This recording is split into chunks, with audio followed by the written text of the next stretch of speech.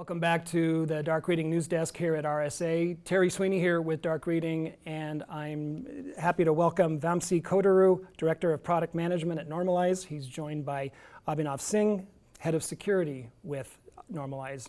Gentlemen, thanks for being here today. Happy to be here. We are talking about the top 10 use cases for data security posture management, DSPM.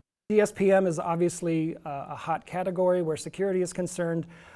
Let's just dive into this rapid fire list of the kinds of use cases or projects that are driving the need for DSPM. Keeping data as the heart of this whole movement is how we envision this. New platforms like copilots and things like building up data lakes and new data platforms that are emerging quickly out there. So having a holistic approach, securing them is how we look at this. Absolutely. I mean, the volumes of data that are being talked around with regard to like LLMs is astonishing. Exactly. Yes. And we are pretty sure this is just going to grow a lot more. One of the big things is, do we know who has access to my data based on what type of data it is, right? A lot of businesses we've seen don't have full visibility into even what types of data is being created day to day, who is accessing it, changing it, sharing it.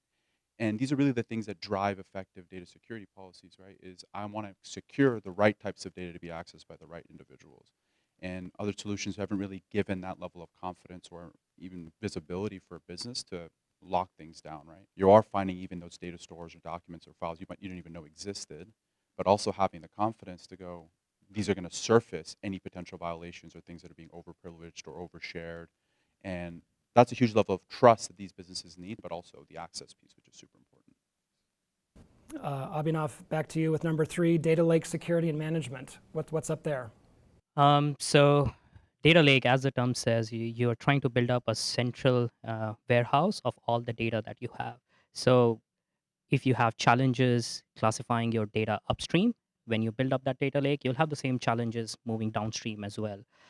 So what we have been seeing in the industry is that with all these data lakes that have been built up that collect data from different sources, different individuals within the company will have different levels of access to all these different resources. The question that comes in is when all that information is collected into a central warehouse, into a central data lake, how do you govern the access over there now?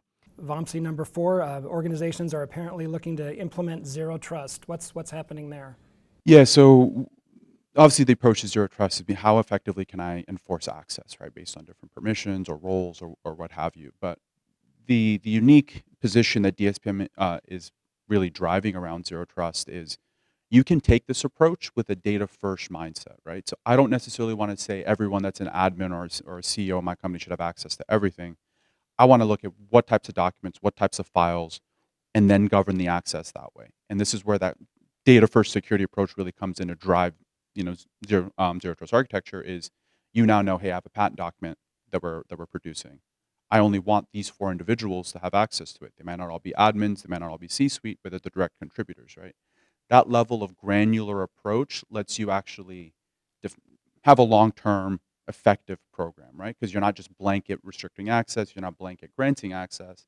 You have that fine-grained control, which is, I think, super beneficial both for innovation, as we talked about earlier, but also in terms of ultimately driving better security programs, right? So, Abhinav, back to you. We're looking at unusual data access patterns. Can you describe more what's going on there? Sure, Terry.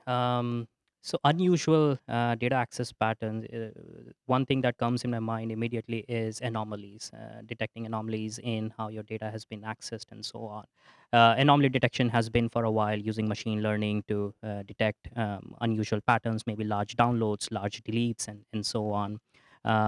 Now with newer technologies coming out, one way to look at it is how do we really extend that anomaly detection technology to the next level so that we can cater to the demands of these huge data generation, these new problems that we are seeing. one thing that we've noticed is businesses want to have more of those pseudo real-time alerts or some sort of solution that's going to help identify these things as they happen instead of waiting for an end of month review or waiting for end of week where it's almost too late, right?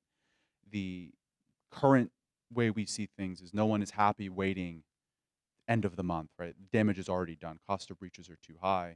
So businesses really want something that's going to be near real time, whether that's notifying yourself in 15 minutes, as it gets happen, as it gets shared.